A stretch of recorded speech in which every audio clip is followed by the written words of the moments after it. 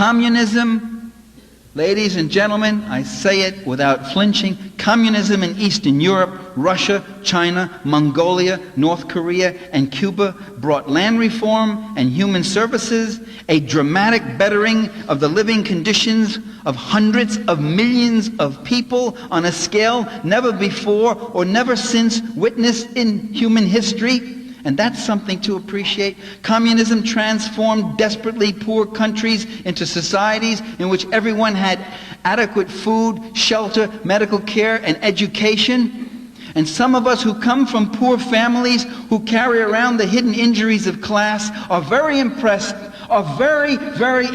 by these achievements and are not willing to dismiss them as economistic. To say that socialism doesn't work is to overlook the fact that it did work, and it worked for hundreds of millions of people. But what about the democratic rights that they lost?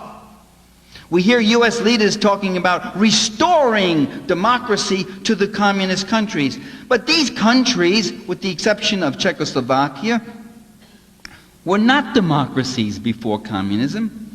Russia was a czarist autocracy. Poland was a right-wing fascist dictatorship under Pilsudski with concentration camps of its own.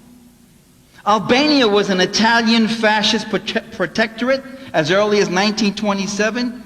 Cuba was a U.S.-sponsored dictatorship under that butcher Batista.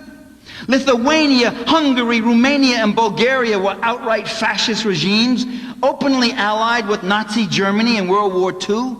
So what democracy are we talking about restoring? The socialist countries did not take away any rights that didn't exist there in the first place.